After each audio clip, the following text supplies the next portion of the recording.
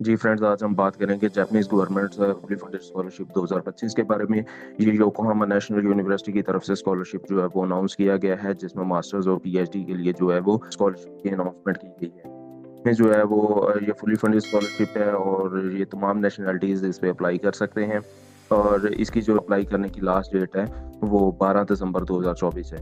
तो अभी हम देखते हैं इसमें कौन-कौन से डॉक्यूमेंट्स रिक्वायर्ड है, एप्लीकेशन प्रोसीजर क्या है और कौन-कौन से प्रोग्राम जो है इसमें अवेलेबल है और एलिजिबिलिटी क्राइटेरिया क्या है, उसके बारे में अभी हम डिस्कस करते हैं। तो यहाँ पर देखें, सबसे पहले जो है वो इस गवर्नमेंट स्कॉलरशिप 2025 ये यूनिवर्सिटी रिकमेंडेड स्कॉलरशिप है। जैसा कि मैंने आपको स्टार्ट में बताया था कि ये योकोहामा नेशनल यूनिवर्सिटी की तरफ से स्कॉलरशिप जो है वो अनाउंस किए गए हैं, जिसकी फंडिंग जो है वो जापानीज़ गवर्नमेंट कर रही है। में यहाँ पर देखें, यहाँ पे सिविल और डेवलपमेंट प्रोग्राम और उसके अलावा सिविल और आईसीटी प्रोग्राम है। इस स्कॉलरशिप की एप्लीकेशंस अभी ओपन है और इसकी अप्लाई करने की लास्ट डेट जो है वो 12 दिसंबर 2024 है और इसकी एनरोलमेंट नेक्स्ट ईयर जो है अक्टूबर 2025 में होगी। तो यहाँ पर देखते हैं एलिजिबिलिटी क्राइटेरिया और कौन से कंट्रीज जो है वो अप्लाई कर सकते हैं। तो यहाँ पर हम देखते हैं कि उन तमाम नेशनलिटीज़ के जो स्टूडेंट्स हैं वो अप्लाई कर सकते हैं जिनके जापान के साथ जो है वो डिप्लोमेटिक रिलेशंस हैं। जो भी एप्लीकेंट्स जो है वो अप्लाई कर रहे हैं, उनकी डेट ऑफ बर्थ जो है वो 2 अप्रैल 1990 यानी कि 2 अप्रैल 1990 के बाद या उस दिन से होनी चाहिए, तो आप एलिजिबल हैं। इसके अलावा जो भी स्टूडेंट इस स्कॉलरशिप के लिए अप्लाई कर रहे हैं, उनके लिए ज़रूरी है कि वो फॉल सेमेस्टर 2025 से पहले जो है वो जापान में मौजूद हों। एप्लीकेशन प्रोसीजर और रिक्वायर्ड डॉक्यूमेंट्स क्या हैं? डेडलाइन जो है वो एप्लीकेशन की वो 12 दिसंबर 2024 है और जितनी भी एप्लीकेशंस होंगी वो सारी की सारी एप्लीकेशन जो है वो योकोहामा नेशनल यूनिवर्सिटी की वेब एप्लीकेशन सिस्टम से ही सबमिट की जा सकती है। ऑनलाइन एप्लीकेशन फिल करने के लिए जो है हमें डॉक्यूमेंट्स अपने अपलोड करना होता है। हमें अपने रिकमेंडर्स, अपने यूनिवर्सिटी की तरफ से 2 रिकमेंडर्स जो है उनकी कॉन्टैक्ट इन्फॉर्मेशन प्रोवाइड करनी होती है और इसके अलावा जो हम डॉक्यूमेंट सबमिट कर रहे हैं वो इंग्लिश लैंग्वेज में होने चाहिए। और नेक्स्ट हमारे पास यहाँ पर देखें कि ओरिजिनल डॉक्यूमेंट्स जो है वो सबमिट करने की ज़रूरत नहीं है यहाँ पे। नेक्स्ट हमारे पास आ जाता है कंप्लीट एप्लीकेशन फॉर्म। तो एप्लीकेशन फॉर्म जो है वो complete application form Yokohama national university की वेब एप्लीकेशन सिस्टम से जो है वो हासिल की जा सकती है। अगर हम इस लिंक पे पेज ओपन हो जाता है, योकोहामा नेशनल यूनिवर्सिटी का जो पेज है वो हमारे सामने ओपन हो जाता है। यहाँ पे जो है ऑनलाइन अप्लाई किया जा सकता है। यहाँ पर हम नंबर 1 देखते हैं, कंप्लीट एप्लीकेशन फॉर्म है जो कि वाईएनयू वेब एप्लीकेशन सिस्टम जो है वो एप्लीकेशन जो है वो फिल की जा सकती है। बार नेक्स्ट हमारी ऑफिशियल ट्रांसक्रिप्ट्स आ जाती हैं। अगर आप पीएचडी करना चाहते हैं तो हमने अंडर ग्रेजुएट और मास्टर कोर्स की जो ट्रांसक्रिप्ट्स हैं वो अपलोड करनी है, जिसके ऊपर एकेडमिक परफॉर्मेंस जो है वो क्लियरली शो होनी चाहिए।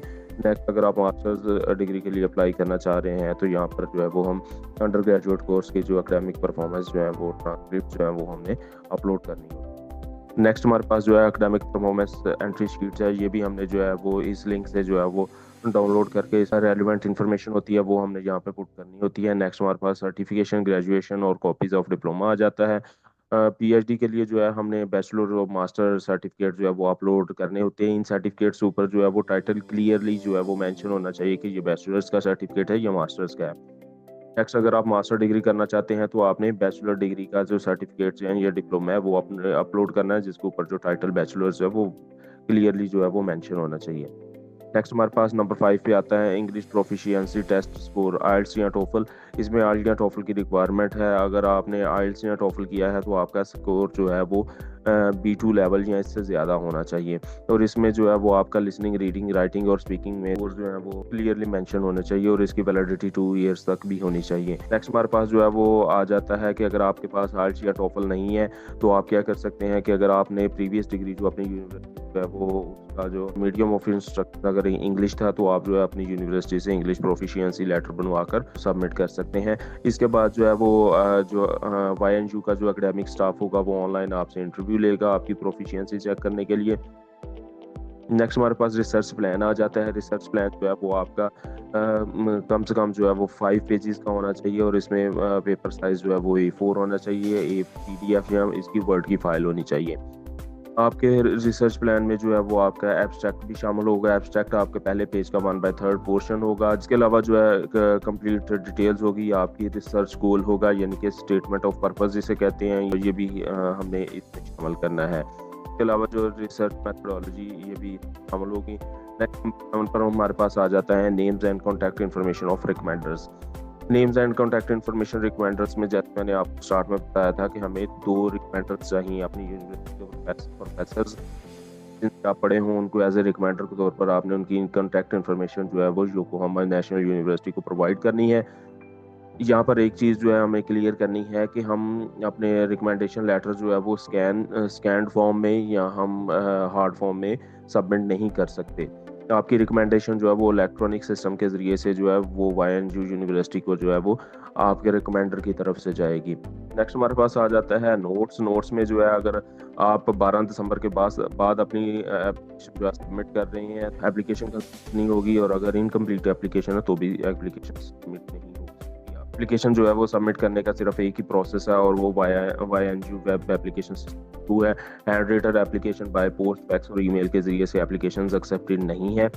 इसके अलावा जो है आपको अपनी YNU यूनिवर्सिटी में अप्लाई करने के लिए, स्कॉलरशिप हासिल करने के लिए जो है वो इंडिविजुअली तौर पर आपको जो है वो यूनिवर्सिटी के प्रोफेसर से एक्सेप्टेंस लेटर जो है वो लेने की ज़रूरत भी नहीं। नेक्स्ट हमारे पास आ जाता है अगर आप इंफॉर्मेशन जो है फॉल्स इंफॉर्मेशन प्रोवाइड करते हैं तो इसके लिए भी जो है यूनिवर्सिटी आपके खिलाफ जो है वो डिसिप्लिनरी एक्शन ले सकती है। सिलेक्शन प्रोसीजर क्या है? सिलेक्शन प्रोसीजर जो है वो आपके डॉक्यूमेंट्स पे होगी। जो आपने डॉक्यूमेंट्स जो है वो YNU की वेब एप्लीकेशन सिस्टम में डॉक्यूमेंट्स अपलोड किए, उसके बाद आपकी एकेडमिक परफॉर्मेंस देखी जाएगी, रिकमेंडेशन लेटर्स देखे जाएंगे, फील्ड ऑफ इंटरेस्ट और रिसर्च प्लान।